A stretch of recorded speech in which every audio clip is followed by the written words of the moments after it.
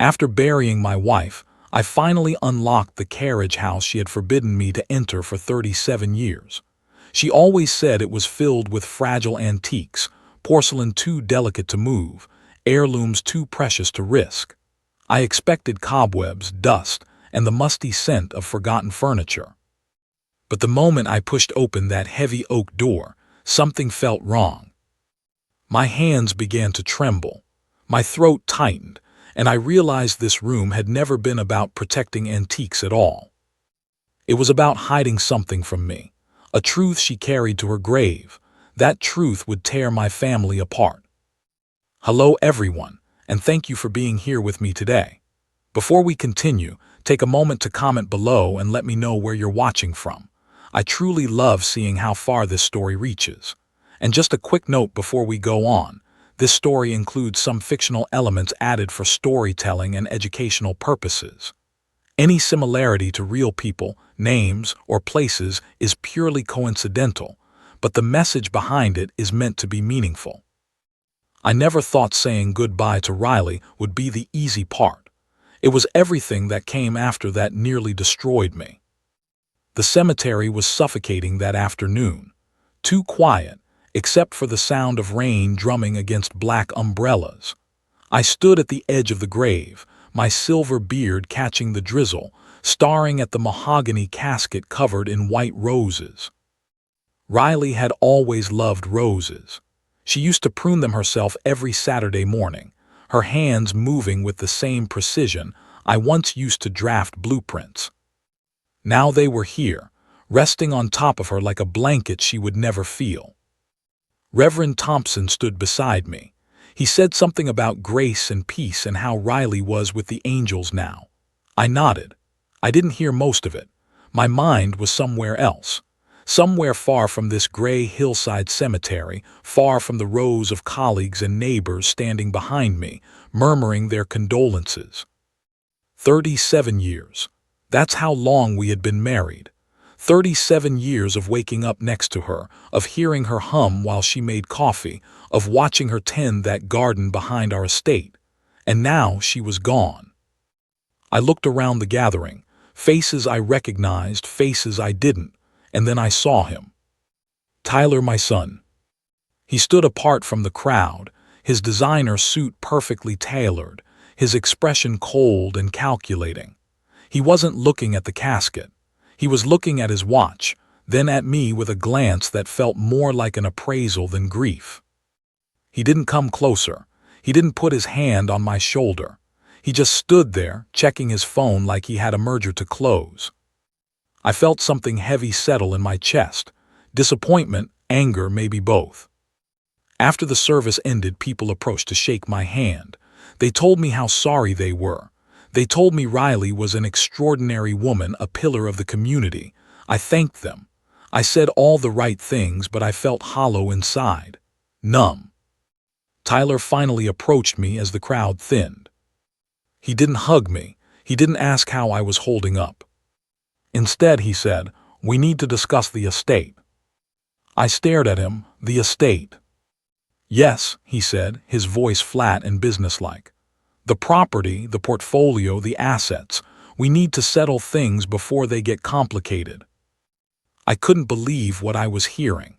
His mother had just been lowered into the ground, and all he cared about was his inheritance.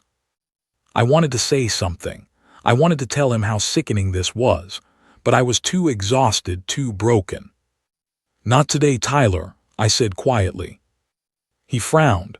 "Dad, we can't put this off forever. There are tax implications, legal deadlines." "Not today." He sighed, straightened his tie, then turned and walked away without another word. I watched him leave, his polished shoes barely touching the wet grass. And that's when I felt it in my coat pocket, something small and cold that hadn't been there before. I reached in and pulled out a small envelope, cream-colored and sealed with Riley's handwriting. My name, just Chris in her elegant script. My heart began to race. I tore it open right there in the rain, and inside was a tarnished silver key and a note with only 7 words. "The truth is in the carriage house." This mirrors the competitor's narrative flow, opening with the mystery of the locked space, establishing the funeral scene, introducing the cold sun, and ending with the inciting incident that propels the story forward. I stood in Riley's bedroom for the first time since the funeral, the silver key burning a hole in my palm. The room still smelled like her, lavender and vanilla, the faint trace of her perfume lingering in the curtains. Her reading glasses sat on the nightstand, folded neatly beside a half-finished novel she would never finish. Everything was exactly as she'd left it, frozen in time like a museum exhibit of a life that no longer existed. The note had said the truth was in the carriage house, but I couldn't shake the feeling there was more. Riley never did anything without layers, without careful planning. She'd been a teacher for 30 years, and every lesson she taught had a beginning, a middle, and an end. This felt incomplete, like discovering only the first page of a story. I walked to her vanity, the one she'd inherited from her grandmother. It was an ornate piece, all dark cherry wood and brass fixtures, with a large oval mirror that had reflected her face every morning as she prepared for the day. I'd given her space here, never touching her things, never rearranging her perfume bottles or her jewelry boxes. It had been her sanctuary, and I'd respected that boundary the way you respect sacred ground. But now everything was different. Now she was gone, and I was left holding a key to a room she'd locked away from me for nearly 4 decades. I opened the top drawer. Lipsticks, compacts, a tangle of necklaces she'd meant to organize but never did. The second drawer held scarves, still folded in the neat squares she preferred. Nothing unusual, nothing that explained the key or the cryptic note. Then I remembered the envelope appearing in my pocket at the cemetery. I'd been so focused on the key and the note that I hadn't questioned how it got there. Riley had been buried 2 hours before I found it. Someone had placed it there deliberately, but who? I'd been surrounded by mourners, by neighbors and old friends offering their sympathies. Anyone could have slipped it into my coat while I stood there, numb and unseeing. I pulled open the third drawer, the deepest one, where Riley kept her medications and hand creams. My fingers brushed against the wooden bottom, and that's when I felt it, a slight unevenness, a ridge that shouldn't have been there. I removed everything from the drawer, setting bottles and tubes on the vanity surface, and ran my hand along the base. There, a seam, barely visible, where the bottom panel didn't quite match the sides. My architect's training kicked in immediately. False bottom, probably installed after the piece was built. I pressed along the edges, searching for a release mechanism, and found a small indentation near the back corner. When I pushed, the panel lifted with a soft click. Underneath was another envelope, this one larger and yellowed with age. My hands shook as I pulled it out. The paper felt brittle, decades old, and across the front was my name again in Riley's handwriting, but younger, less refined than the note from the cemetery. This had been written long ago. I opened it carefully, afraid it might disintegrate in my fingers. Inside was a single sheet of paper, dated March 15, 1988, the year we got married. "My dearest Chris," it began. "If you're reading this, then I'm gone and you've found the first key. I'm so sorry for what I'm about to ask you to do. I'm sorry for the weight I'm placing on your shoulders when you should be free to grieve.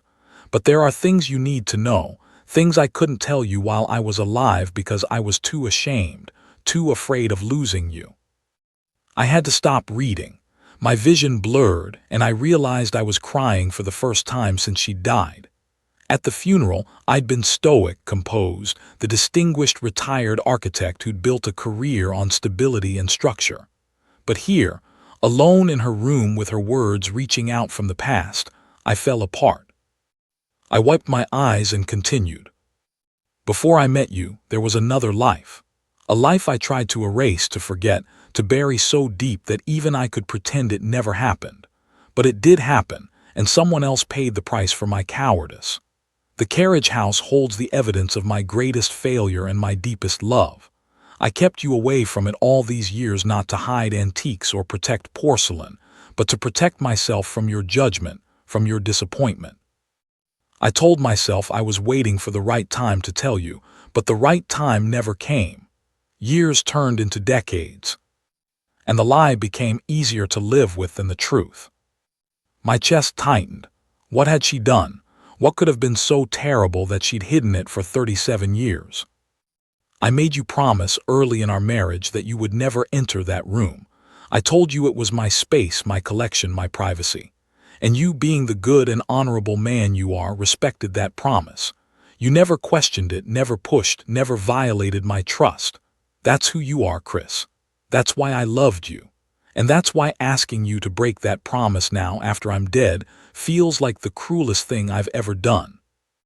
I looked at the silver key still clutched in my other hand. She was right. I had promised. It had been early in our marriage, maybe 6 months after the wedding. She'd taken me to the carriage house, shown me the heavy oak door with its old-fashioned lock, and asked me to swear I would never go inside. She'd said it with such intensity, such desperate pleading in her eyes, that I'd agreed without hesitation. A promise made to the woman I loved was sacred. But what about a promise made to the dead? I stood up, packing the bedroom, the letter still in one hand and the key in the other. This felt wrong, all of it. Opening her drawers, reading her private words, preparing to unlock a door she'd spent decades keeping closed. It felt like a violation, like I was disrespecting her memory, dishonoring the trust she'd placed in me. But she'd left me the key. She'd left me the note. She'd hidden this letter where only someone searching would find it. She wanted me to know. The realization hit me like a physical blow. This wasn't about breaking a promise.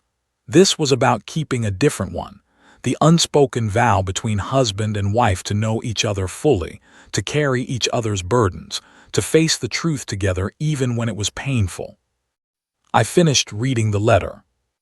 Go to the carriage house, my love. Open the door. Inside you'll find pieces of me I never had the courage to show you. You'll find joy and heartbreak, hope and regret.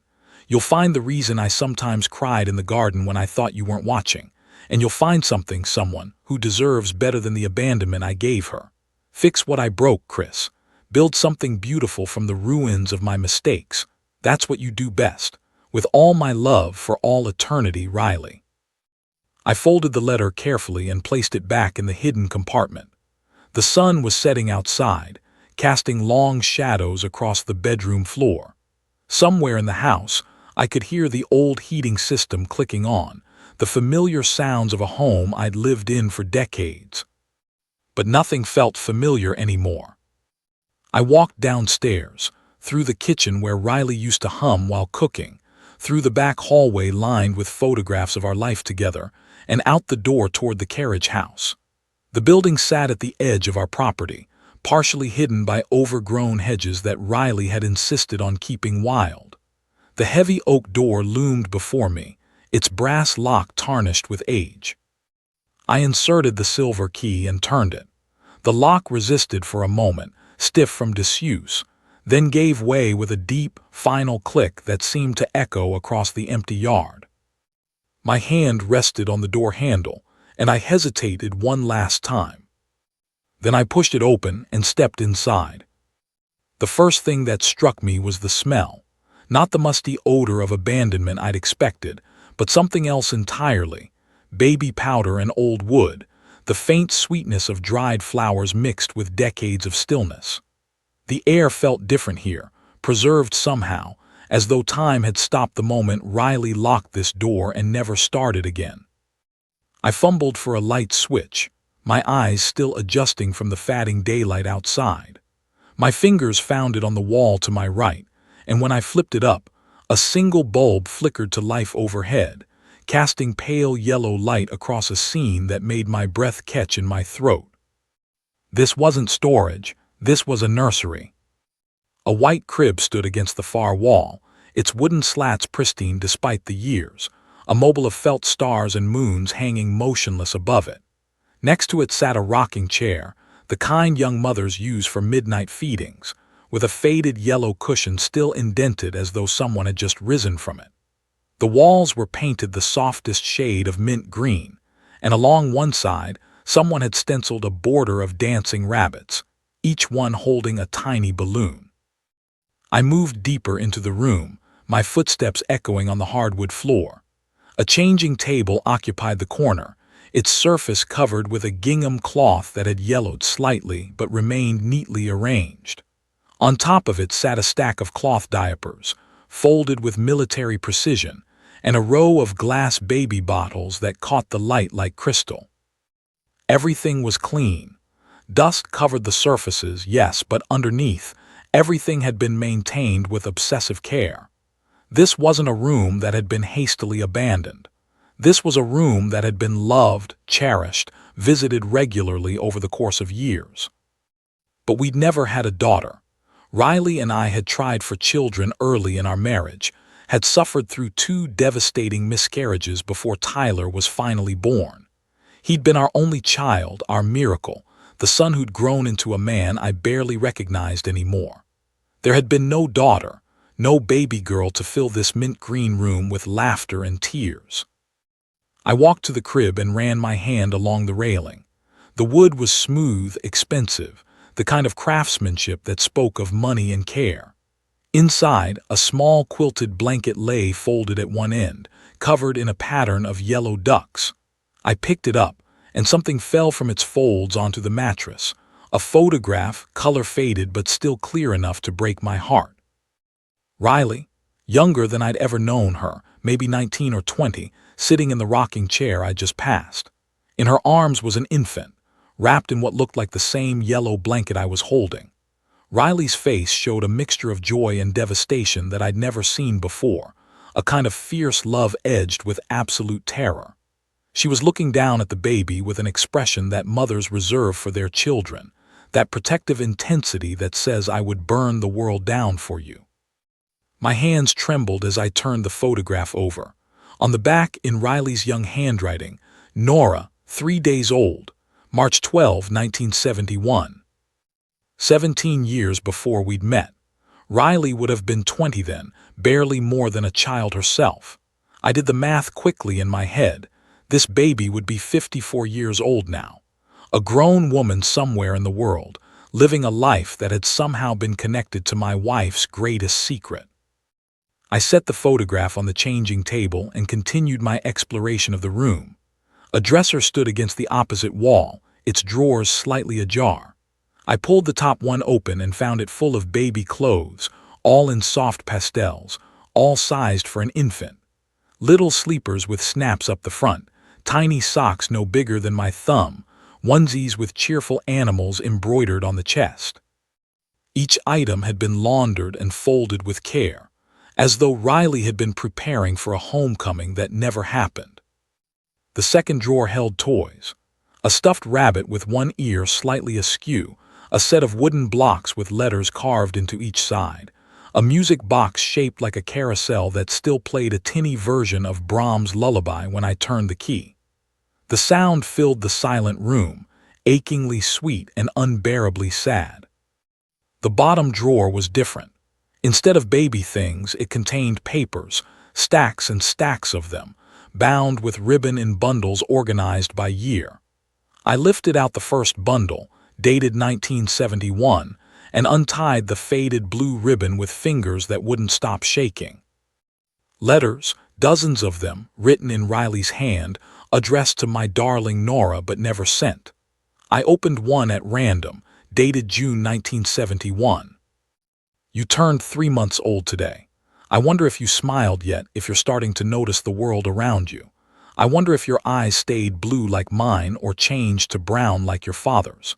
I wonder if the family who has you tells you bedtime stories, if they sing to you the way I used to during those 3 precious days we had together. I hope they love you the way I couldn't. I hope they give you everything I was too young and too afraid to provide. I had to sit down. The rocking chair was closest, and I sank into it, the cushion sighing beneath my weight after years of emptiness. The letter trembled in my hands as I continued reading. The social worker came again today. She says I need to stop calling, stop asking for updates. She says the adoption is closed, final, that it's better for everyone, especially for you, if I let go and move on. But how do you move on from the person who grew inside you, who you felt kick and turn, who you held against your chest and promised the world to? How do you just forget that you're a mother? Riley had given up a child for adoption. The realization settled over me like a weight, explaining so much and raising 1,000 new questions. Why had she never told me? Had she been ashamed, afraid I would judge her? I thought of all the times she'd held Tyler as a baby, the intensity in her eyes that I'd attributed to the miscarriages we'd endured. But it had been something else entirely, the echo of another child, another chance, another heartbreak. I set that letter aside and pulled out another bundle, this one from 1985. The letters continued, one for every month, sometimes more. Riley had never stopped writing to the daughter she'd given away. Each letter chronicled her life, her marriage to me, her joy when Tyler was born, her career as a teacher, the house we'd built together. But threaded through every happy moment was an undercurrent of longing, of wondering where Nora was and what she was doing. A large manila envelope sat at the bottom of the drawer, bulging with contents. I opened it and found receipts, money orders, bank transfers, all made out to something called the Riverside Children's Home. The amounts varied, but they were substantial, and they dated back to 1971 and continued right up until last year. Riley had been sending money. For decades, she'd been quietly supporting something or someone connected to this child. Beneath the receipts was a private investigator's report, dated just 3 years ago. The label on the folder read Location and Welfare Check, Nora Adelaide Hartwell. My wife had hired someone to find her daughter. I opened the report with hands that had gone numb. Inside were photographs of a woman in her early 50s, with Riley's cheekbones and her smile, caught in candid moments outside a small apartment building in the city. The investigator's notes described her as a waitress at a downtown diner, single, no children, living modestly but independently. There were details about her daily routine, the bus she took to work, the library she visited on Thursday evenings. Riley had been watching her. All these years, she'd been watching from a distance, sending money, tracking her daughter's life like a ghost haunting the edges of someone else's happiness. The final page of the report contained a handwritten note from Riley, paperclipped to the top. I see so much of myself in her face. She has my mother's eyes, the same ones I see in the mirror every morning. She works hard, lives honestly, and deserves so much more than the life I forced her into. When I'm gone, someone needs to tell her the truth. Someone needs to bring her home. Chris, if you're reading this, that someone is you. Be braver than I was. Love her the way I should have. I sat in that rocking chair surrounded by the remnants of a life Riley had lived in secret, a love she'd carried in silence for more than 50 years. The mobile above the crib turned slowly in a draft I couldn't feel, casting moving shadows across the mint green walls. Outside, full darkness had fallen, but I couldn't bring myself to leave this room, this shrine to a daughter my wife had never stopped being a mother to. Tyler's face flashed through my mind, his cold expression at the funeral, his immediate concern about the estate. How would he react to learning he had a half-sister? How would he respond to the idea of sharing the inheritance he'd been counting on since the day he was born? I looked at the photograph of Riley holding baby Nora, at that expression of fierce, terrified love, and I knew what I had to do. I would find Nora Hartwell, I would bring her home, and I would give her the family Riley had been too afraid to offer. The private investigator's office smelled like burnt coffee and old paper files. His name was Vincent Reeves, and he came recommended by my attorney with the warning that he was thorough but not particularly warm. I didn't need warm. I needed someone who could help me find a 54-year-old woman and determine whether upending her entire life was an act of kindness or cruelty.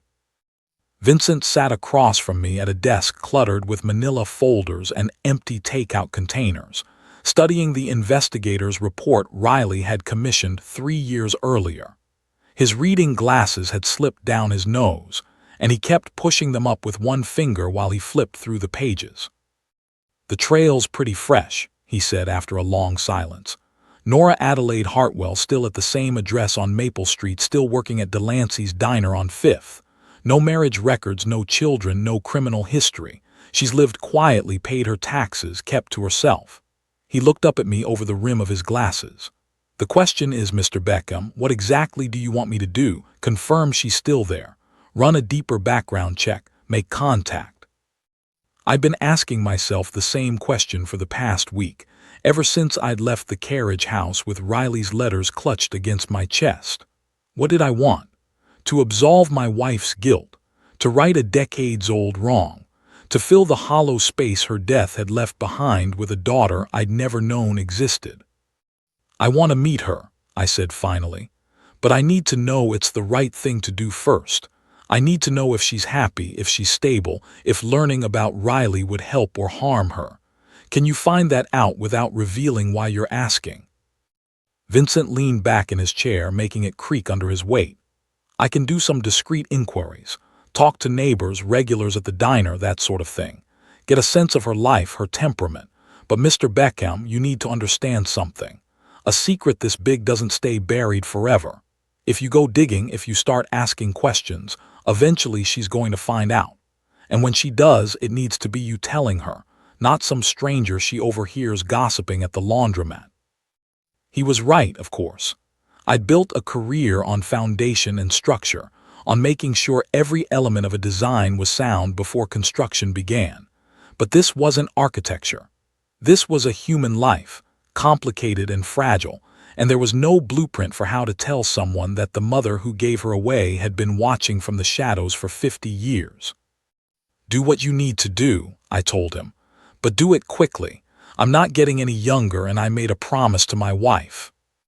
Vincent spent the next 10 days gathering information while I rattled around the estate like a ghost in my own life. Tyler called twice, both times about the will, about when we could sit down with the attorneys and settle things properly. I put him off with vague excuses about needing time, about documents that needed to be located. I couldn't tell him about Nora yet, not until I knew what I was dealing with, not until I understood whether his half-sister would become part of our lives or remain a beautiful secret I would carry to my own grave. When Vincent finally called, his voice carried a tone I hadn't heard before, something almost gentle. She's real, Chris, and she's remarkable. Works double shifts when the diner's short-staffed, volunteers at the library reading to kids on Thursday nights, keeps her apartment neat as a pin. Her neighbors say she's kind but private, friendly but not close with anyone. It's like she's built a good life but kept everyone at arm's length. One of the regulars at the diner told me she's been working there for 23 years and has never once mentioned family. The weight of that settled on my chest. 23 years in the same place and no one to call when things went wrong. No one to share holidays with. No one to know her. There's something else, Vincent continued.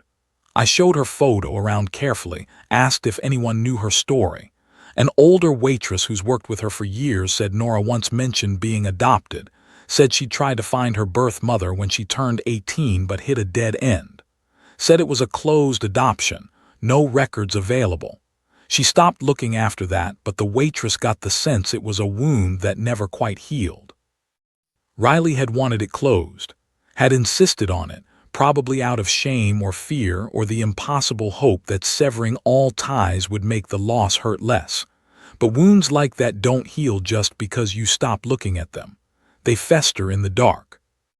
Give me the address of the diner, I said. I drove into the city on a Wednesday morning, when the breakfast rush would be over but lunch hadn't started yet. Delancey's diner sat on a corner that had seen better days, wedged between a laundromat and a discount pharmacy. The neon sign out front flickered intermittently, and the chrome exterior had dulled with age, but through the wide front windows I could see it was clean, well-maintained. The kind of place where the coffee was always fresh, and the regulars knew each other's names. I sat in my car across the street for 20 minutes, gathering courage I didn't know I'd need. What would I say to her? How do you introduce yourself to someone who doesn't know you exist? Hi, I'm your mother's widower seemed both inadequate and absurd. Through the window, I could see her moving between tables. She wore the standard diner uniform, pink dress, white apron, sensible shoes, but she moved with a grace that reminded me achingly of Riley. The way she tilted her head when she listened to customers, the quick efficiency of her hands as she cleared plates and refilled coffee cups, even the way she tucked a strand of hair behind her ear. It was like watching my wife's ghost serve pancakes to strangers. Finally, I forced myself out of the car and crossed the street. The bell above the door chimed when I entered, and the smell of bacon grease and maple syrup washed over me. A handful of customers sat scattered at the counter and in booths, and soft jazz played from speakers I couldn't see. "Sit anywhere you'd like, honey," called an older waitress from behind the counter. "Nora'll be right with you." I chose a booth near the back, sliding onto the cracked vinyl seat. My heart hammered against my ribs as I watched Nora finish with another table and then turn in my direction. She approached with a practiced smile, pulling an order pad from her apron pocket. Then she looked at me, and the smile faltered. "I'm sorry," she said, her voice soft and slightly confused. "Have we met before? You look so familiar." Of course I did. I'd been married to her mother for 37 years.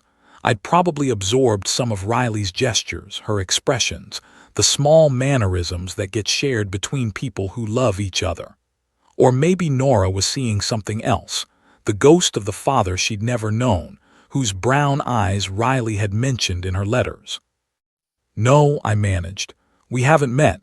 I just have one of those faces, I suppose." She nodded, but I could see she wasn't entirely convinced. Up close, the resemblance to Riley was overwhelming. The same blue eyes, the same delicate bone structure, the same constellation of freckles across the bridge of her nose that Riley had always tried to cover with makeup. But there were differences too, a stronger jawline, perhaps from her father, and a wariness around her eyes that spoke of a life lived without the safety net of family money. "What can I get you?" she asked, pen poised over her pad. I ordered coffee and toast I wouldn't eat, just to buy time. She wrote it down and disappeared into the kitchen, and I sat there trying to breathe normally, trying to figure out what the hell I was doing. This was insane. I should have sent a letter, made a phone call, found some way to ease into this that didn't involve showing up at her workplace like a stalker. When she returned with my coffee, her hands were steady, but I noticed she'd been crying. Her eyes were slightly red, and she'd reapplied her lipstick in a way that suggested she'd been composing herself in the back. "Are you all right?" I asked before I could stop myself. She set the cup down carefully, and I saw her hands were shaking now. "I don't know," she said quietly. "This is going to sound crazy, but when you walked in, I had the strangest feeling, like I was supposed to know you, like you were someone important." She laughed, embarrassed. "I'm sorry, it's been a weird week. I'll get your toast." "Wait," I said, and she paused. "What made it a weird week?" She shouldn't have answered. We were strangers, and I was just another customer in a life full of transient faces. But something made her stay, made her slide into the booth across from me with a vulnerability that suggested she was just as desperate for connection as I was. "I had a dream about my birth mother," she said softly. "I haven't thought about her in years, but Sunday night I dreamed she was trying to tell me something. I woke up crying, and I haven't been able to shake it since." She looked at me with those heartbreakingly familiar eyes. "Do you believe in that kind of thing? In messages from people we've never met?" I thought of Riley's letters, of the nursery preserved in dust, of the love that had been carried in silence for more than 5 decades. "Yes," I said, "I do.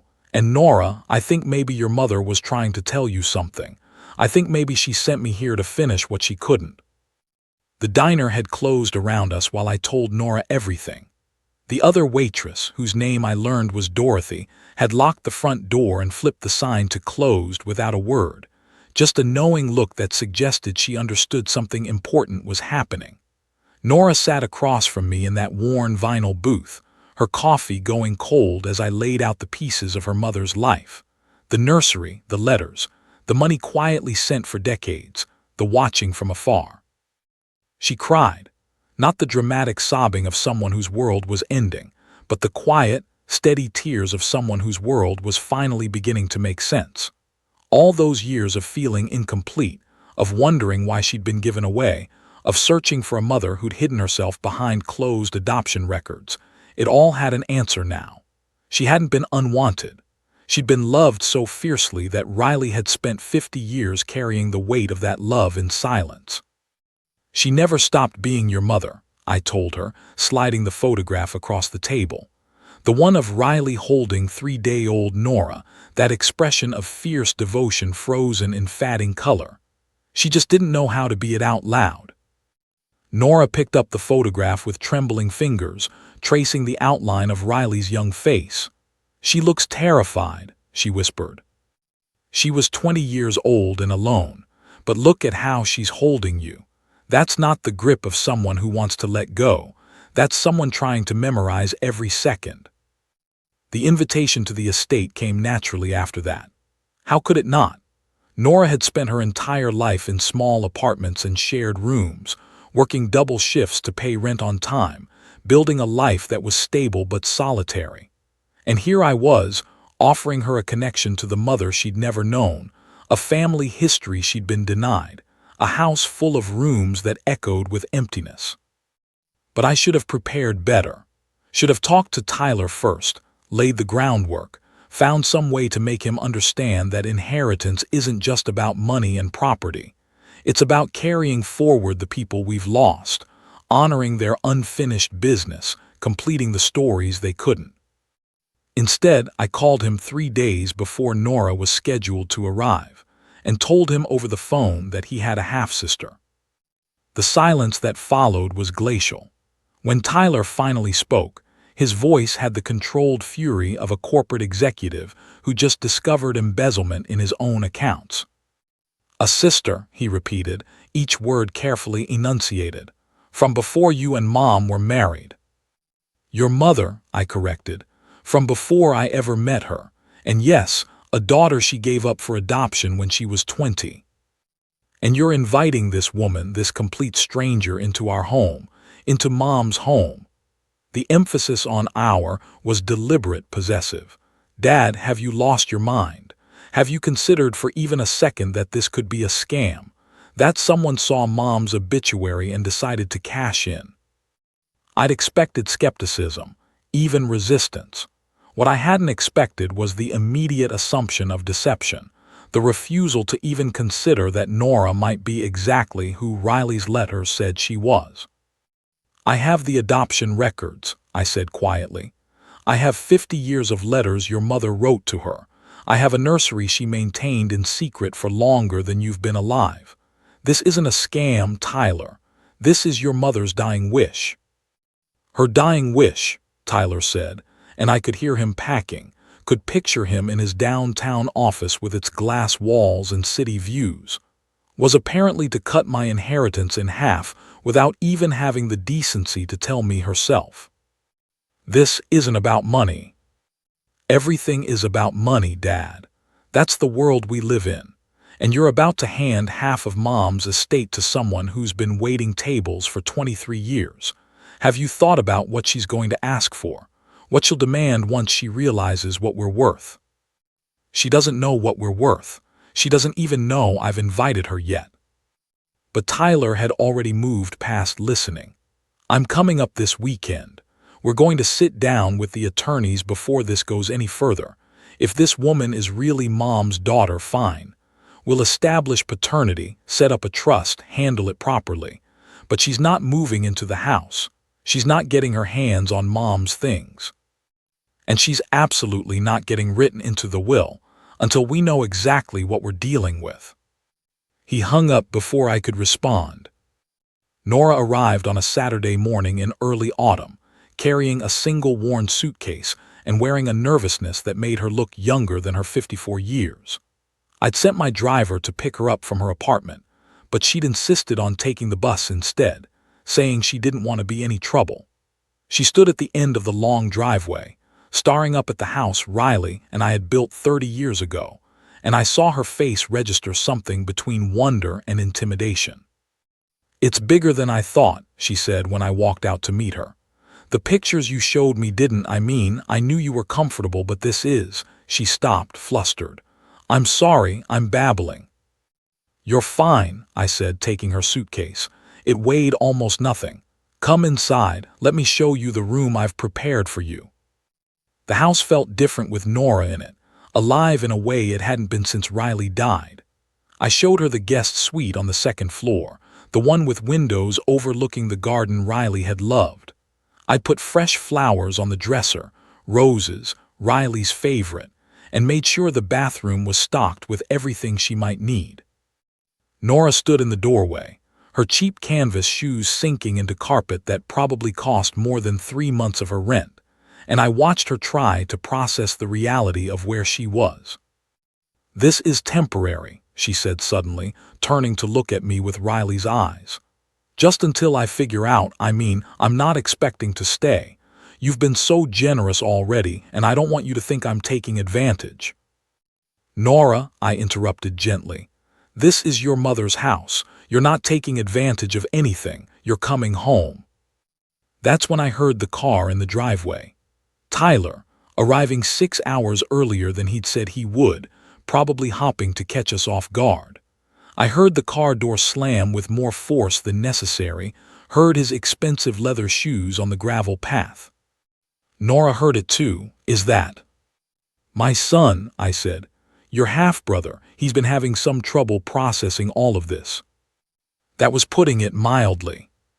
Tyler appeared in the doorway of the guest suite without knocking, his 6-foot frame filling the space with an energy that felt deliberately aggressive.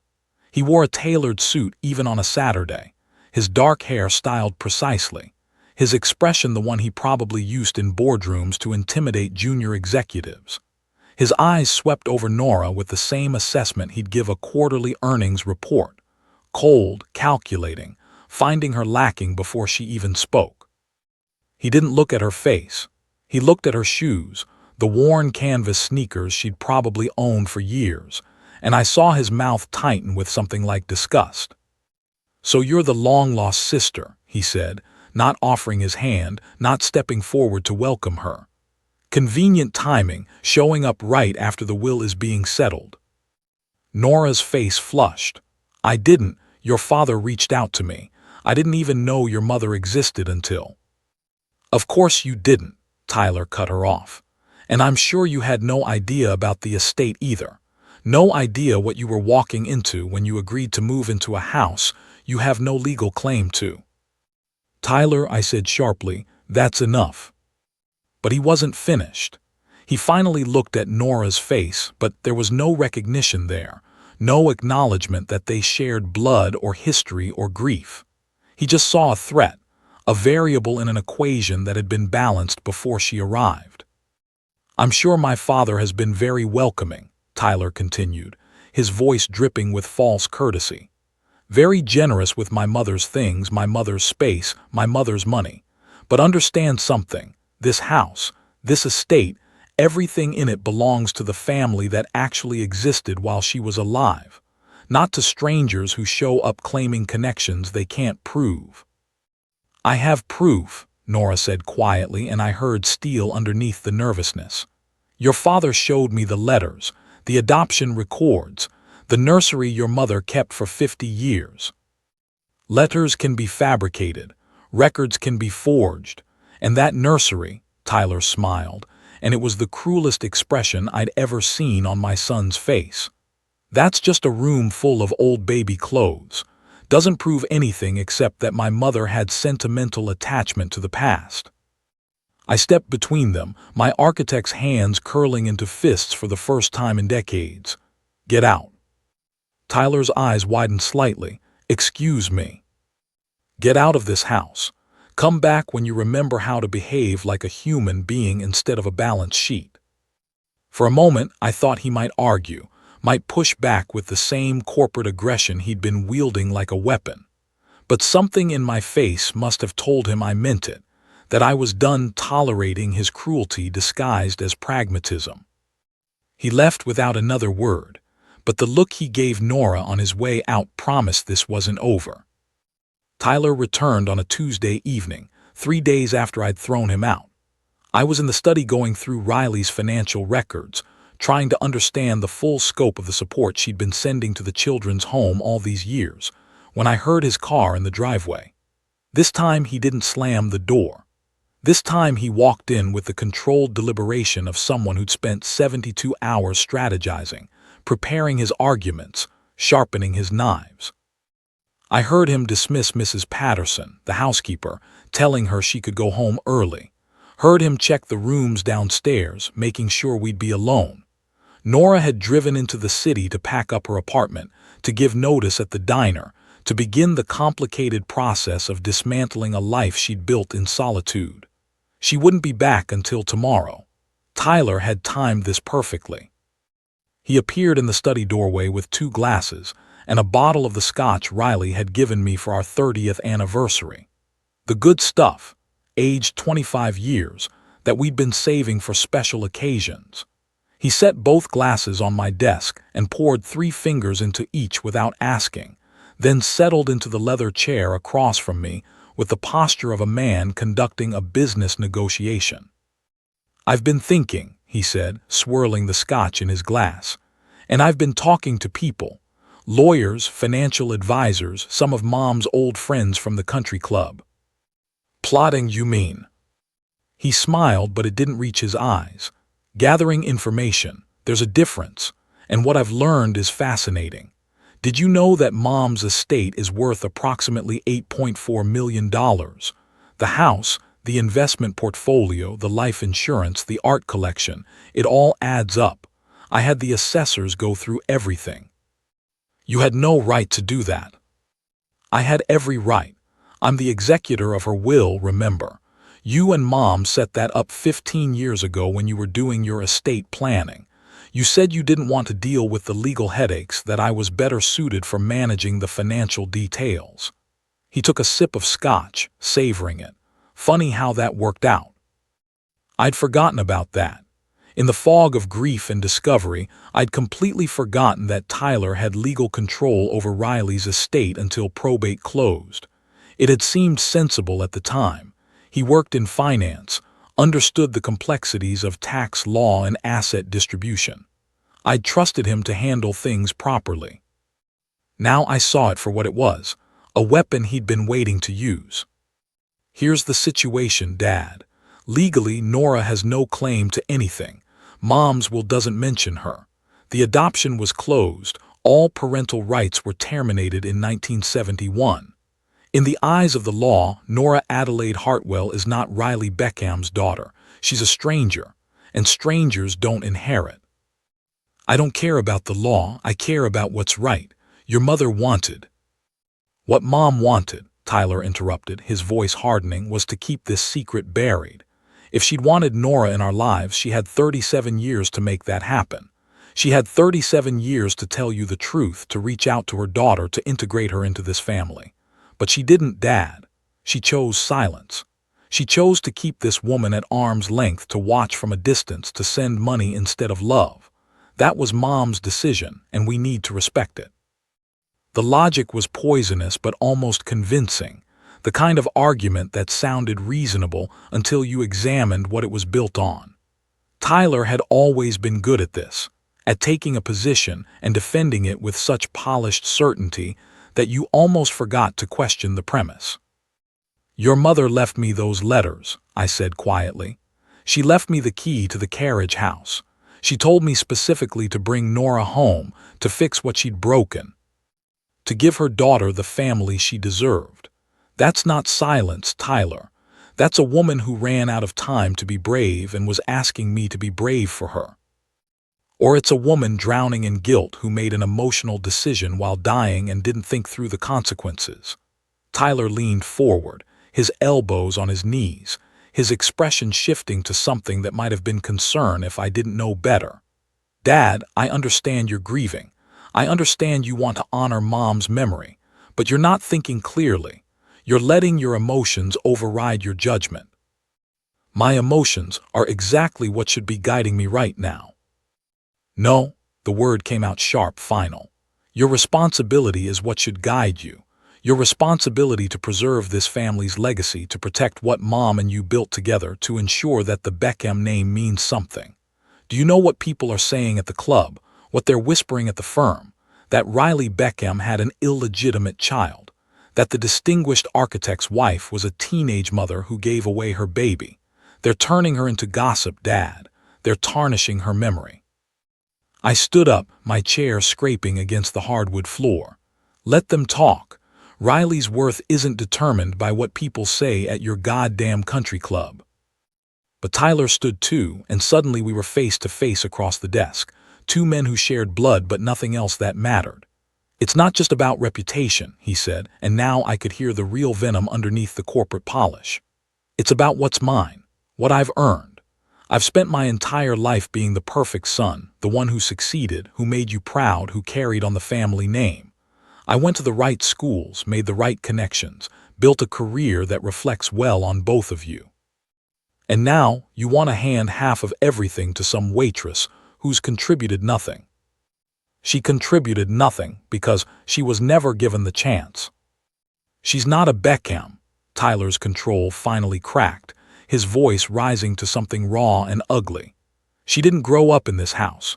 She didn't sit through Sunday dinners and piano lessons and all the carefully orchestrated performances of being part of this family. She didn't earn any of this. Neither did you, Tyler. You were born into it just like she was born out of it. The only difference is chance. The difference is legitimacy. He practically spat the word. I am Riley and Chris Beckham's legal son. I am the one mentioned in the will, the one who has documentation and birth certificates and a lifetime of photographs proving I belong here. She's a mistake that Mom tried to erase, and now you're bringing that mistake back to haunt us. I'd never wanted to hit my son before. In all the years of raising him, through teenage rebellion and adult disappointment, I'd never felt the urge to physically strike him.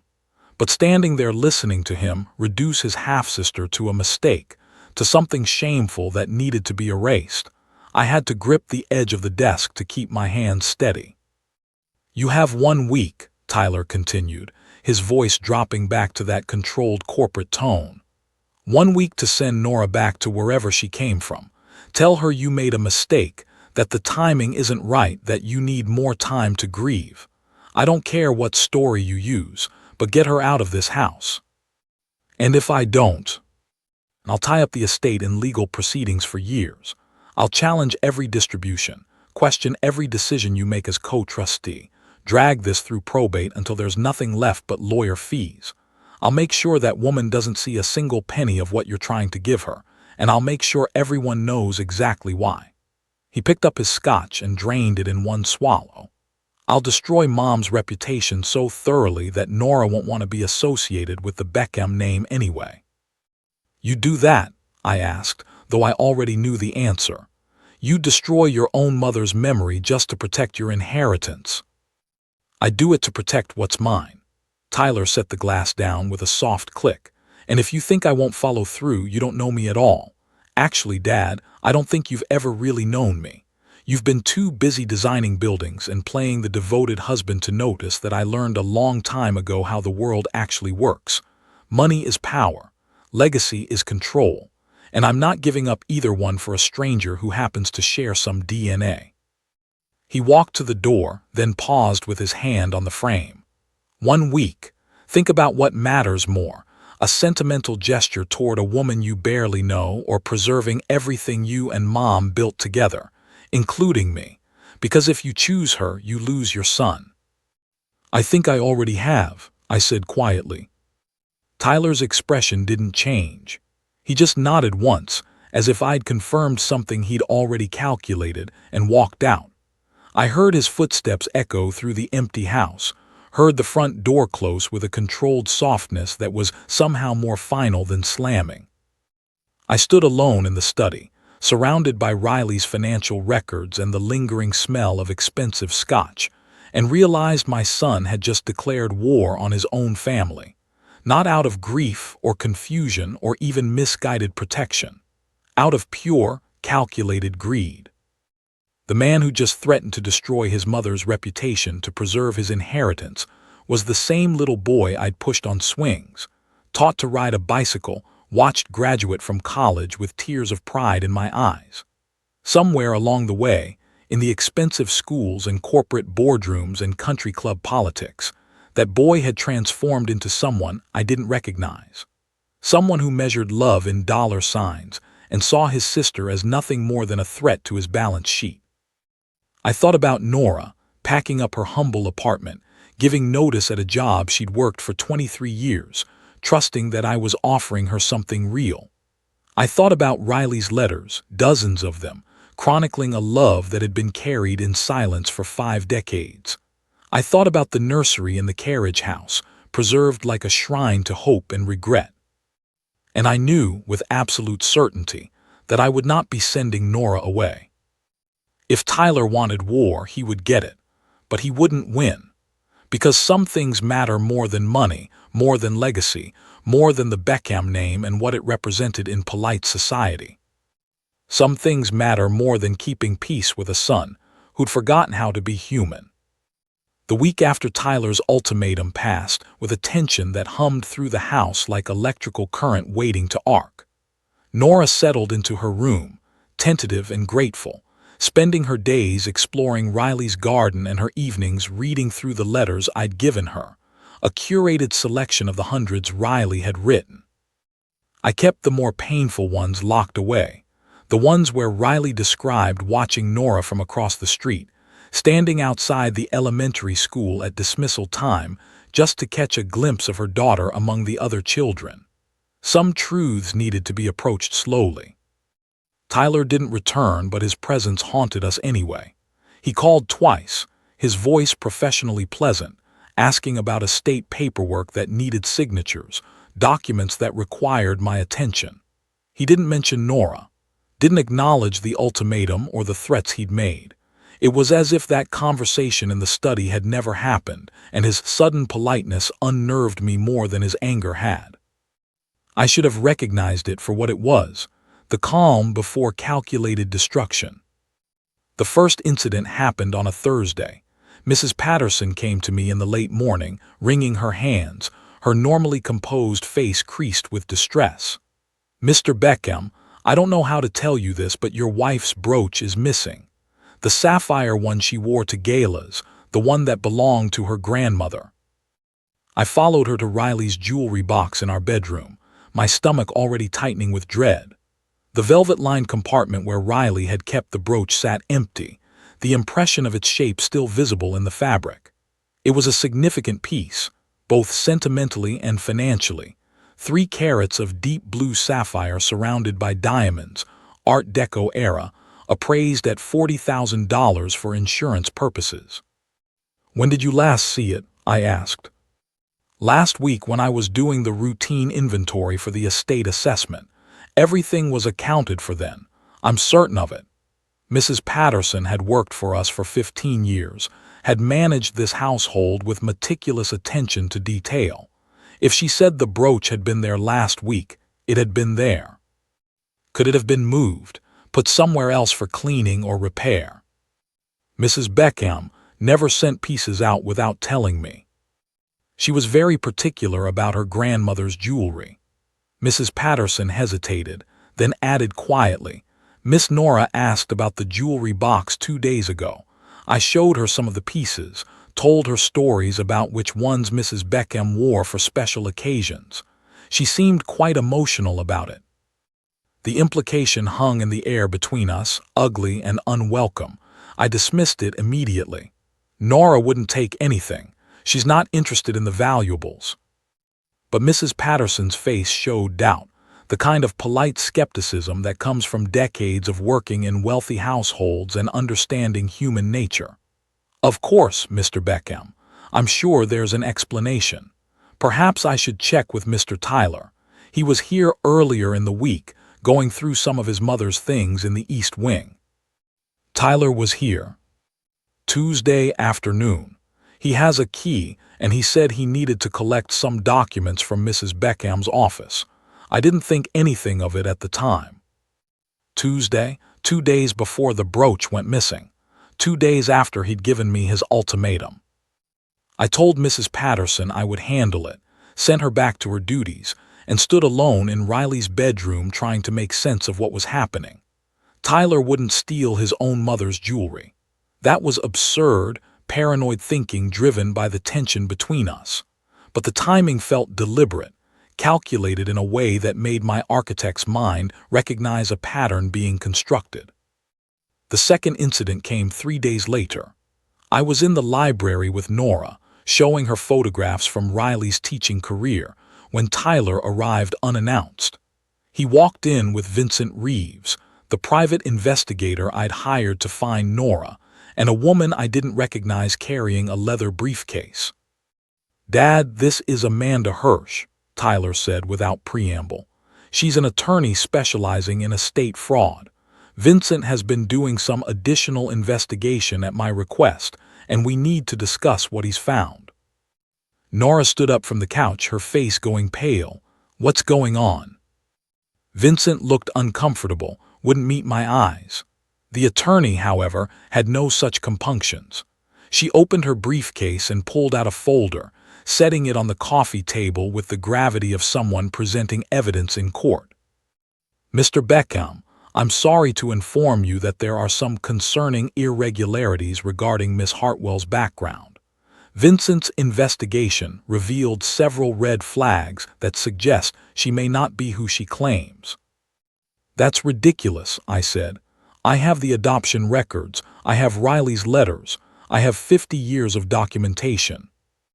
"Documentation that Miss Hartwell could have accessed if she knew where to look," Tyler interjected smoothly. "The private investigator Mom hired 3 years ago, his records weren't exactly secure. His office was broken into last year, files were stolen. It's all in the police report." Vincent finally spoke, his voice heavy with reluctance. "It's true, Chris. My office was burglarized. I filed a report, but nothing was ever recovered. If someone got access to my files on Nora, they'd have everything they needed to convince you of a connection." "But the photograph," Nora said, her voice shaking. "The one of Riley holding me as a baby. How would I fake that?" Amanda Hirsch pulled another document from her briefcase. "Photo manipulation has become increasingly sophisticated. We had it analyzed by a forensic expert. While he can't definitively prove it's been altered, he noted several inconsistencies in the image quality that suggest possible digital enhancement." I looked at the report she'd handed me, at the technical jargon and highlighted sections that meant nothing to me. This was insane. I'd held that photograph in my hands, had seen the genuine age of the paper, the authentic fade of the color. But doubt crept in anyway, insidious and unwelcome. "There's something else," Tyler said quietly. "Mrs. Patterson, could you come in, please?" The housekeeper appeared from the hallway, and I realized this entire confrontation had been choreographed. She carried a cloth bag, the kind we used for storing linens, and her face showed genuine distress mixed with vindication. "I found these in Miss Nora's room," Mrs. Patterson said, setting the bag on the table, "hidden in the back of her closet behind her suitcase." Tyler opened the bag and pulled out 3 items that made my heart stop. Riley's sapphire brooch, a pair of pearl earrings that had belonged to Riley's mother, and a small Fabergé egg from our collection, worth at least $60,000. "No," Nora whispered. "No, I didn't. I've never seen those before. I don't even know what that egg thing is." "You showed interest in the jewelry box," Mrs. Patterson said, not unkindly but firmly. "You asked about the value of certain pieces. You asked which ones Mr. Beckham was most attached to." "Because I wanted to understand my mother's life. I wanted to know what was important to her, what she treasured. I wasn't planning to steal anything." But even as Nora protested, I felt something crack inside me. The photograph could be explained away as forensic uncertainty. The background check irregularities could be coincidence. But the jewelry hidden in her room, the specific valuable pieces that any opportunist would recognize as worth taking, that was harder to dismiss. "Dad," Tyler said, and his voice carried a note of sympathetic concern that I might have believed if I didn't know him better. "I know you wanted this to be real. I know you wanted to honor Mom's wishes, but we have to face the possibility that you've been conned. That someone saw Mom's obituary, found the old investigator's files, and constructed an elaborate scheme to get access to the estate." "Why would I steal things?" Nora's voice rose, desperate now. "Why would I risk everything for a few pieces of jewelry when you were already welcoming me into your home, when you were giving me everything I'd ever wanted?" "Because people like you always want more," Tyler said, and there was the venom I'd seen before, barely disguised now. "Because waiting for an inheritance isn't as appealing as taking what you can while you have access." Amanda Hirsch pulled out more papers, her expression professionally neutral. "Mr. Beckham, we need to report this to the police. Theft of this magnitude is a serious crime and—" "No," the word came out harder than I intended. "No police, not yet." Tyler's eyes narrowed. "Dad, she stole from you. She stole from Mom's memory. You can't just—" I said not yet. I looked at Nora, at her face streaked with tears, at the genuine confusion and fear in her eyes. Riley's eyes. "I need time to think. I need to review everything again, understand what's happened here." "What's happened is obvious," Tyler said. "She played you, and the longer you wait, the more she can steal, the deeper the damage goes."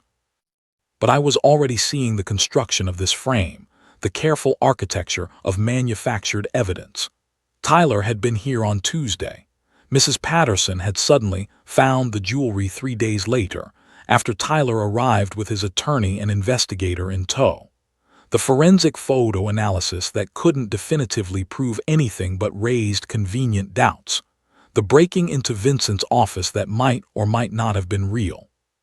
Tyler planted his own mother's jewelry in Nora's bag just to get her kicked out. That is a special kind of evil. The thought crystallized with sudden, horrifying clarity. "Everyone leave," I said. "Now all of you except Nora." Tyler opened his mouth to argue, but something in my expression stopped him. They filed out, the attorney with her briefcase, Vincent with his guilty conscience, Mrs. Patterson with her dutiful concern. Tyler lingered at the door. "You're making a mistake, Dad. A mistake that's going to cost you everything. Get out." When we were finally alone, Nora collapsed onto the couch, her whole body shaking. "I didn't take those things.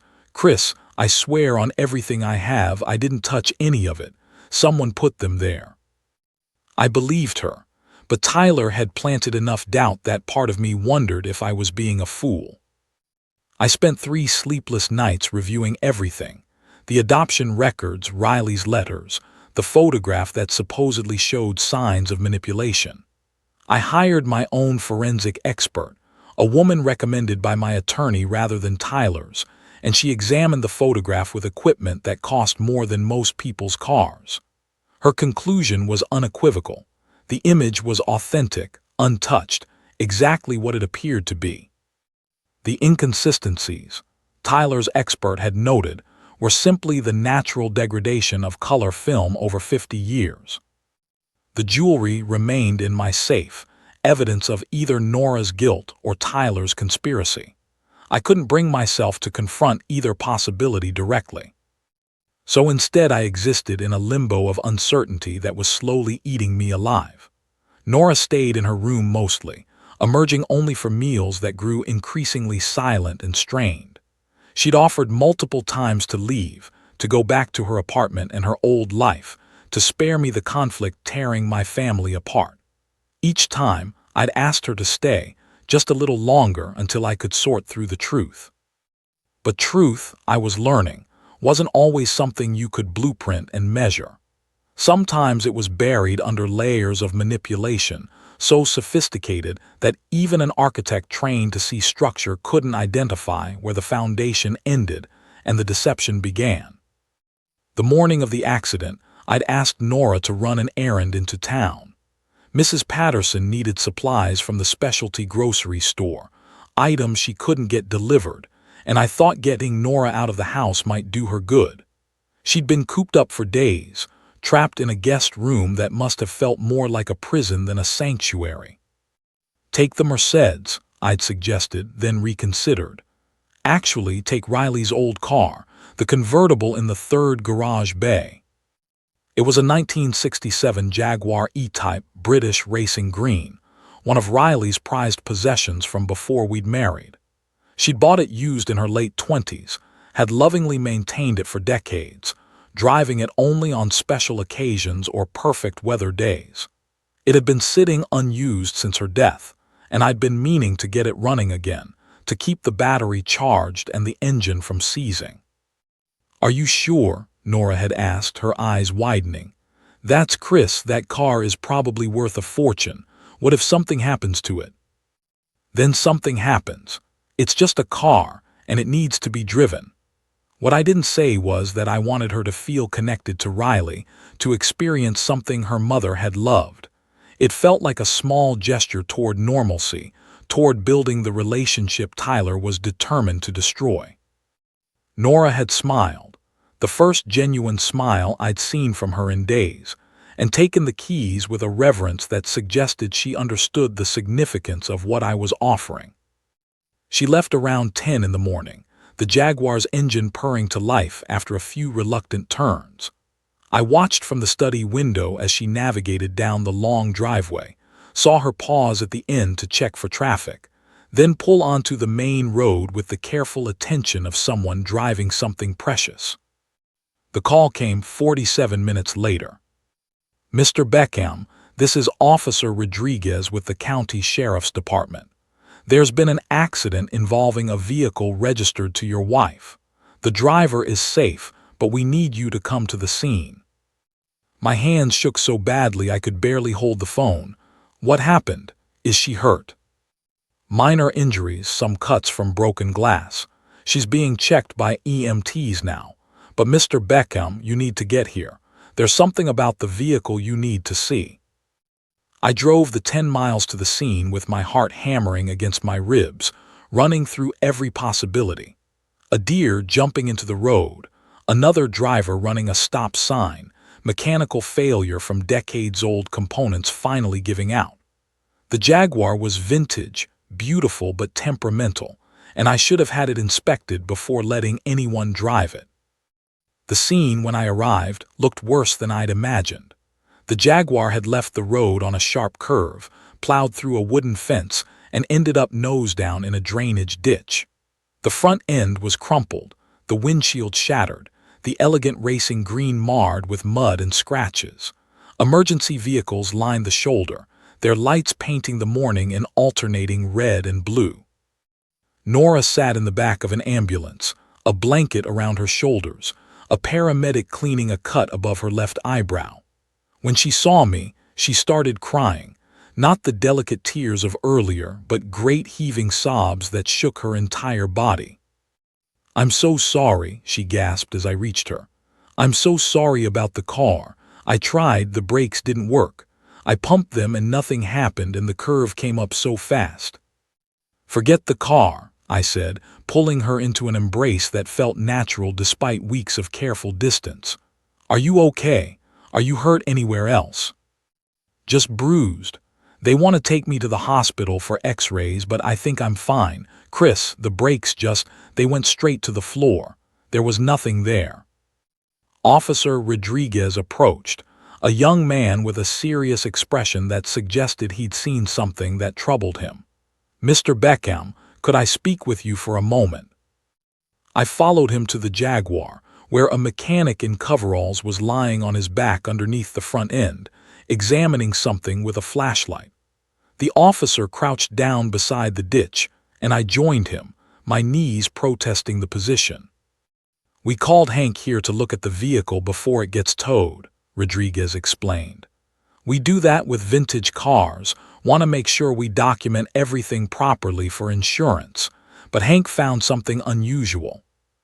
The mechanic slid out from under the car, his coveralls streaked with mud, his expression grim. He held up a section of brake line that had been severed, not frayed or rusted through, but cut cleanly, deliberately, leaving just enough intact that it would hold until pressure was applied repeatedly. "This wasn't an accident," Hank said bluntly. "Someone sabotaged this vehicle. Cut the brake line at the junction point where it's hardest to spot during a casual inspection. The line would have held for a few miles, maybe more, then given way completely once the brakes heated up from use. Whoever did this knew exactly what they were doing." The world tilted sideways. I heard Rodriguez asking if I knew anyone who might want to harm the driver, heard him explaining that this was now a criminal investigation, heard my own voice from very far away saying that yes, I might know who was responsible. Tyler. Tyler had been here on Tuesday, had keys to every building on the property, had grown up watching me maintain that Jaguar in the garage, had learned enough about cars to know exactly where to cut to make it look like mechanical failure. Tyler had tried to kill his sister. The realization came with a clarity that was almost physical, like stepping from fog into harsh sunlight. The jewelry had been a frame job, an attempt to discredit Nora and force me to send her away. But when that hadn't worked, when I'd refused to call the police or immediately throw her out, Tyler had escalated to something far more permanent. "I need to see the cut," I said, my voice steady despite the rage building in my chest. "I need to photograph it."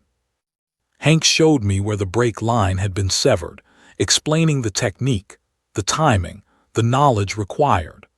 I documented everything with my phone, my architect's training taking over, capturing angles and measurements and details that might be needed later as evidence. "Who knew your daughter would be driving this car today?" Rodriguez asked, and I noticed he'd said daughter without hesitation, as though Nora's connection to me was obvious, undeniable. "I only decided this morning. I asked her at breakfast, maybe 8:30. No one else was in the house except Mrs. Patterson, and she was in the kitchen. But Tyler had keys. Tyler could have been watching, waiting, planning. The garages weren't alarmed, weren't monitored. He could have slipped in after we talked, could have done this in under 10 minutes if he knew what he was looking for.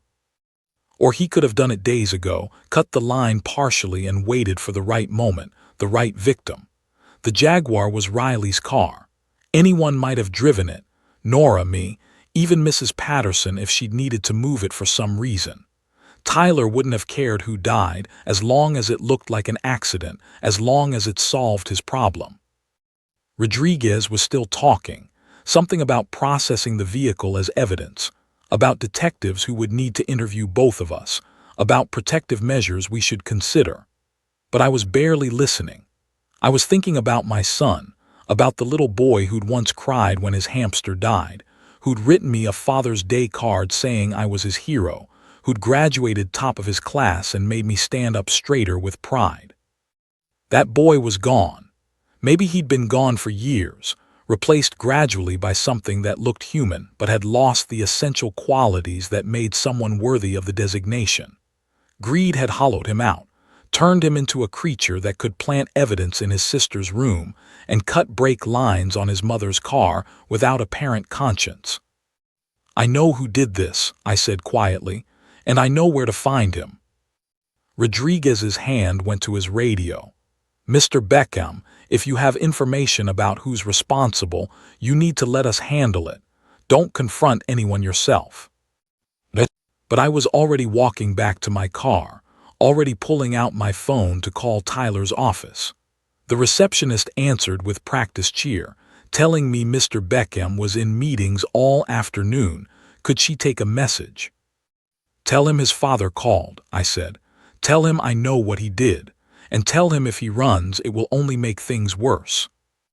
I hung up and turned to find Nora standing beside me, the blanket still wrapped around her shoulders, her face pale but determined.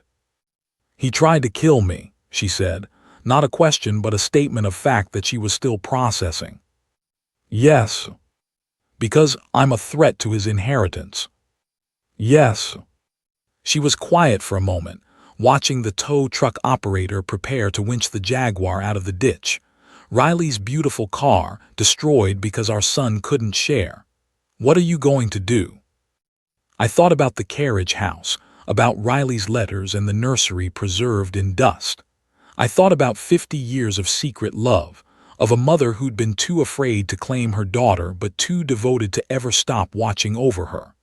I thought about Tyler's ultimatum, his threats, his escalating violence. "I'm going to finish what your mother started," I said. "I'm going to bring you home, really home, not as a guest or a question mark, but as family. And I'm going to make sure Tyler faces consequences for what he's done, even if it means losing your son." I looked at Nora, at Riley's eyes in her face, at the strength she'd developed surviving 54 years without family, at the grace she'd shown even while being framed and nearly murdered. "I already lost my son," I said. "Now I'm choosing my daughter." Tyler didn't run. That's what surprised me most in the 48 hours following the accident. He didn't flee to some country without extradition treaties, didn't hire criminal defense attorneys, didn't even bother constructing an alibi. Instead, he went silent. His office said he'd taken personal days. His penthouse doorman reported he hadn't been seen coming or going. His cell phone went straight to voicemail, the generic recording offering no hint of where he might be or what he might be planning. Officer Rodriguez assured me they were looking for him, that an arrest warrant was being prepared based on the mechanic's testimony and the evidence from the Jaguar. But warrants took time, paperwork, approval from prosecutors who wanted every detail documented before moving against the son of a prominent family. The system ground slowly forward while I waited for the next attack, because I knew Tyler well enough to understand that silence didn't mean surrender. It meant strategy. Nora recovered quickly from the accident, at least physically. The cuts healed, the bruises faded from purple to yellow to gone, but something had changed in her, a wariness that hadn't been there before, a way of checking over her shoulder when she walked through the house, of startling at unexpected sounds. She'd survived 54 years alone, built a life without safety nets, but she'd never had someone actively trying to kill her. That kind of violence leaves marks that don't show up in X-rays. I hired security, 2 men who worked in rotating shifts, monitoring the cameras I had installed at every entrance, walking the property perimeter at irregular intervals. It felt like preparing for siege, turning our home into a fortress against my own son. But I couldn't risk Tyler trying again, couldn't gamble that attempted murder was where he'd draw his line. 3 nights after the accident, I couldn't sleep. The insomnia that had plagued me since Riley's death had evolved into something more acute, my mind churning through endless scenarios of what Tyler might do next. Around 2 in the morning, I gave up on rest and went down to the study, thinking I'd review the estate documents, understand exactly what Tyler stood to lose if Nora was legally recognized as Riley's daughter. But the papers blurred together, numbers and clauses that meant nothing compared to the human cost of this war. I found myself thinking about the carriage house instead, about Riley's letters that I'd only skimmed, about the journals the private investigator had mentioned finding at the bottom of that drawer. I'd been so focused on the immediate crisis, bringing Nora home, managing Tyler's rage, surviving his escalating attacks, that I'd never fully explored the depth of what Riley had left behind.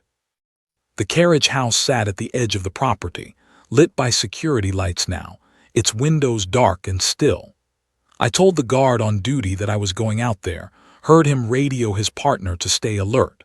The autumn night was cold, my breath visible in the air, leaves crunching under my feet as I walked the path Riley must have walked hundreds of times over the years.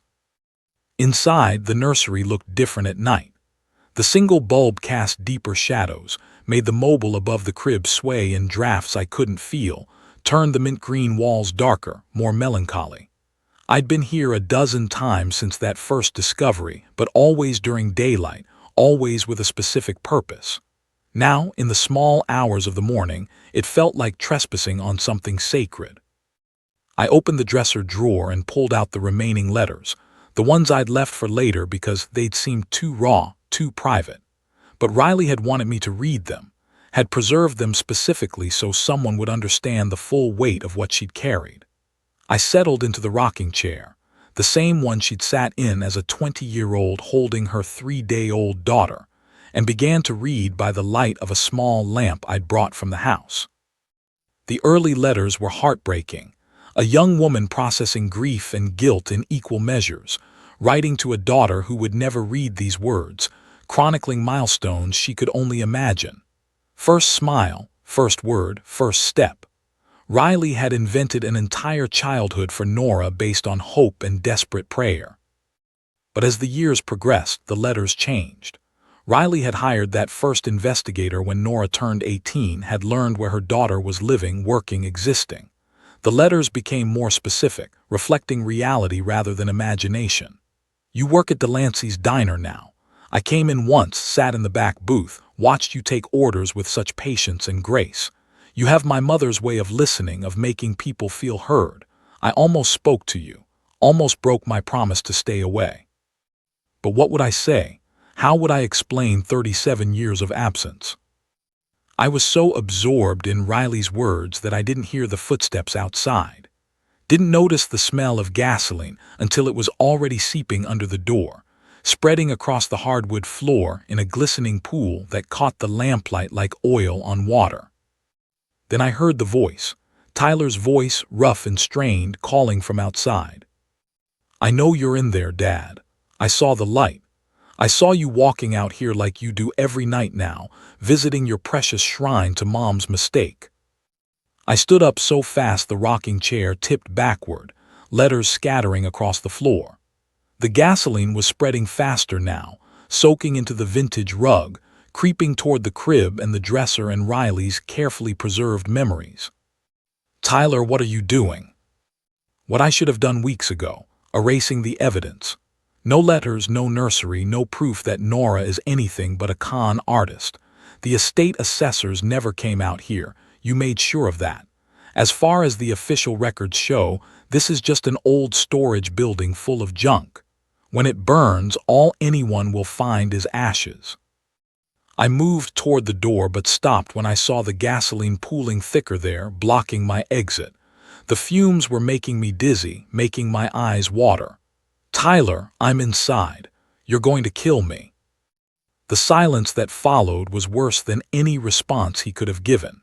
It stretched long enough that I understood he knew I was in here, had probably known before he started pouring the gasoline, had made a calculation about what mattered more, destroying the evidence or preserving his father's life. He'd chosen destruction. You did this to yourself, Tyler finally said, and his voice carried a quality I'd never heard before. Not anger, not grief, but a cold rationality that was somehow more terrifying than emotion would have been. You chose her over me. You chose a stranger over your own son. Actions have consequences, Dad. You taught me that. I heard the scratch of a match, saw the flare of light through the gap under the door. Time seemed to slow, became syrupy and thick. I thought of Riley, of Nora safe in the house, of all the letters I'd never finished reading. Thought of Tyler as a little boy, before greed and entitlement had poisoned him, before he'd become someone capable of murdering his own father for financial gain. The match hit the gasoline trail outside, and fire exploded across the threshold with a roar that shook the small building. Flames raced along the path Tyler had poured, crawling up the doorframe, spreading across the floor toward where I stood frozen in the center of the room. I grabbed the blanket from the crib, Nora's baby blanket, the one with yellow ducks, and held it against my face to filter the smoke already filling the air. The nursery had only one door, no windows large enough to climb through. Riley had designed it that way deliberately, a space that could be locked and sealed, keeping her secret safe from prying eyes. Now that design was a death trap. The flames consumed the gasoline quickly, moved to the wooden floorboards, started climbing the walls with horrifying speed. The heat became intense, pressing against my skin like physical weight. I could hear Tyler outside, hear him moving around the building, pouring more gasoline along the exterior walls, ensuring nothing would survive. Riley's letters caught first. 50 years of love and longing curling and blackening, the ink running like tears before the paper turned to ash. The crib's mobile melted, felt stars dripping onto the mattress below. The mint green walls blistered and peeled, revealing the original wood underneath. I tried to wet the blanket with water from a vase of dried flowers, pressed it harder against my face, but the smoke was overwhelming. My lungs burned, my vision blurred. I was an architect who'd spent decades understanding structure and foundation, and I knew exactly how quickly this old building would collapse. Minutes, maybe. Not long enough for the security guards to reach me, not long enough for fire trucks to arrive, not long enough to matter. Through the roar of flames, I heard something new, shouting, multiple voices, sounds of struggle. The security guards must have seen the fire, must have reached Tyler before he could finish his work. I heard him scream, heard the rage and desperation in his voice as he fought to complete what he'd started. Then the door crashed open, kicked from the outside, and Tyler stood there silhouetted against the flames, his face illuminated by firelight. For a moment I thought he'd come to finish it, to ensure I didn't escape. But his expression showed something I hadn't seen in years: horror. Pure, absolute horror at what he'd done. "Dad," he choked out, and it was the voice of a child, not the cold calculator who'd poured the gasoline. "Dad, I thought you'd get out. I thought you'd smell it and run before." "Help me," I managed through the blanket, my voice barely audible. Tyler lunged forward into the flames, grabbed my arm, pulled me toward the door. The heat was incredible, the smoke blinding, but he dragged me through it with strength born of panic. We stumbled out into the cool night air, both of us collapsing onto the grass as security guards rushed forward with fire extinguishers, as someone called 911 as the carriage house. Riley's shrine, her secret, her preserved love, burned to the ground behind us.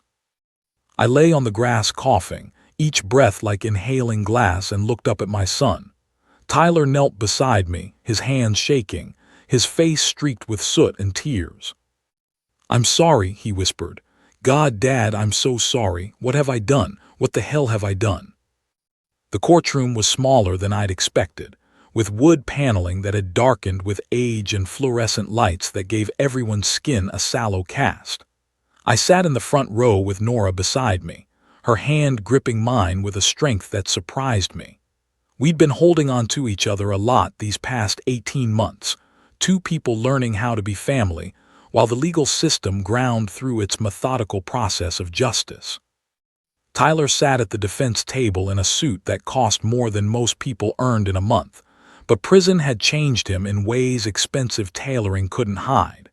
He'd lost weight, his face gaunt and angular where it had once been filled out with the confidence of someone who'd never faced real consequences. His attorney, one of the best criminal defense lawyers in the state, sat beside him shuffling papers with the resigned efficiency of someone who knew no amount of legal maneuvering would change the outcome. The charges had been severe: attempted murder, arson, fraud, conspiracy. The prosecutor had built a case so thorough, so meticulously documented, that Tyler's attorneys had advised him to take a plea deal rather than risk trial. He'd refused initially, clinging to some belief that his money and connections would save him, that judges and juries would understand he'd been protecting family legacy, defending what was rightfully his. But then the forensic accountants had found more. Tyler had been embezzling from Riley's estate even before her death, siphoning money through shell companies, falsifying documents, preparing for a future where he controlled everything. The jewelry he'd planted in Nora's room had been just one small move in a larger pattern of financial manipulation that stretched back years. Judge Matthews entered, and we all stood. She was a woman in her 60s with steel-gray hair and an expression that suggested she'd heard every excuse, witnessed every variety of human weakness, and had no patience left for anything but truth. The sentencing hearing moved through its required procedures: the reading of charges, Tyler's formal acknowledgement of his plea, the prosecutor's statement about the severity of his crimes. Then came the victim impact statements, and Nora had to let go of my hand to approach the podium. She'd written and rewritten her statement a dozen times, struggling to articulate what it meant to finally find family only to have that family member try to kill you. What she read was simpler than any of her drafts, more honest. "I spent 54 years wondering why my mother gave me away," Nora said, her voice steady despite the trembling in her hands. "I thought maybe I wasn't good enough, wasn't wanted, wasn't worth keeping. And then I learned the truth, that she loved me so much it broke her, that she spent her whole life carrying that love in secret. Finding that out should have been the happiest moment of my life. Instead, it became the moment I learned my brother wanted me dead." Tyler kept his eyes down, wouldn't look at her. His attorney had probably advised him not to show emotion, not to give the judge anything that might be interpreted as manipulative. But I could see his shoulders shaking slightly, could see him gripping the edge of the table hard enough that his knuckles went white. "I don't hate Tyler," Nora continued, and this part was new, something she hadn't told me she was going to say. "I pity him, because he had everything I ever wanted, a family, a home, people who loved him, and he couldn't see any of it past dollar signs. He destroyed his own life trying to protect money he didn't need from a sister who would have shared everything gladly. That's not evil, that's just profoundly, tragically sad." When it was my turn to speak, I kept it brief. The judge had the facts. She knew what Tyler had done, knew the escalating pattern of violence that had culminated in attempted murder by arson. What she might not know was the personal cost, the way a father's heart breaks when he realizes his son has become someone he doesn't recognize. "Your Honor, I loved my son. I still love him, though I don't know if that means anything anymore. But love can't excuse what he did. It can't erase the moment he chose to let me burn rather than abandon his plan to destroy evidence. I'm asking the court to hold him accountable not because I want revenge, but because accountability is the only path I can see that might eventually lead to redemption." Judge Matthews listened to everything with the same neutral expression, made notes on the papers before her, and then looked directly at Tyler. "Stand, please." Tyler rose on unsteady legs, his attorney standing beside him. "Mr. Beckham, I've read your pre-sentencing report. I've reviewed the psychiatric evaluation your attorney submitted. I understand you come from privilege, that you've struggled with what your therapist calls scarcity mindset despite abundance. But none of that excuses attempted murder. None of that justifies cutting brake lines or setting fires or planting evidence to frame an innocent woman." She paused, and the silence in the courtroom was absolute. "The prosecution has recommended 20 years. Your defense has argued for 5 with possibility of parole in 3. I'm sentencing you to 15 years in state prison, with the possibility of parole after serving 10. You'll be eligible for work release programs after 5 years if you demonstrate genuine rehabilitation and complete the required counseling." Tyler's legs gave out. His attorney caught him, helped him back into his chair. 15 years. He'd be in his 50s when he got out. His entire life trajectory altered because he couldn't share, couldn't see past his own greed. Judge Matthews wasn't finished. "I'm also ordering full restitution to your father's estate for the embezzled funds, and you're permanently barred from serving as executor or trustee for any estate. Additionally, you're required to participate in family counseling if your father and sister are willing, though they're under no obligation to maintain contact with you." The bailiff came forward, and Tyler was led away in handcuffs that seemed to weigh more than their physical metal. He looked back once, his eyes finding mine, and I saw something in his face I couldn't quite identify.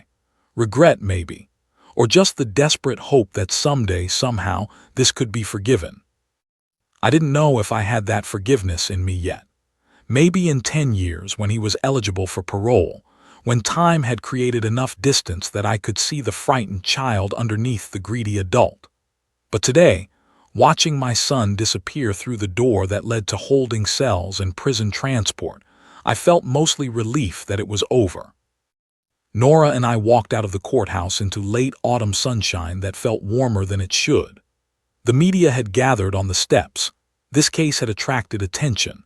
The wealthy family destroyed by inheritance dispute, the dramatic arson rescue that had nearly killed a retired architect. but we'd learned to navigate past cameras and microphones, to offer no comment except through our attorney, to protect what remained of our privacy. "Come on," I said to Nora, taking her hand again. "I want to show you something."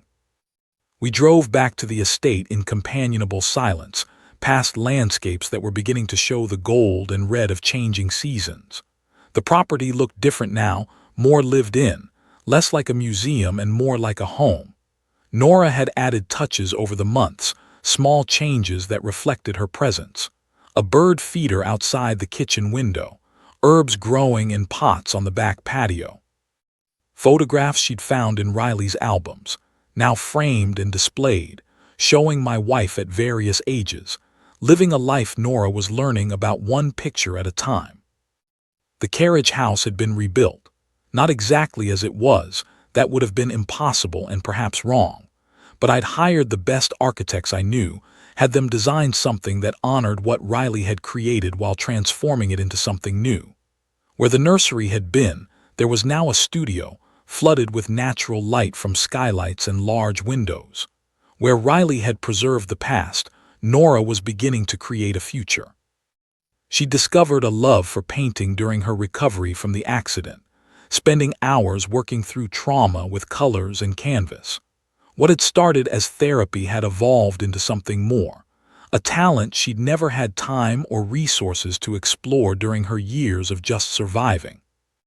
"It's finished," I said as we walked up the path. "The contractors finished the last details yesterday. I wanted you to see it when it was complete."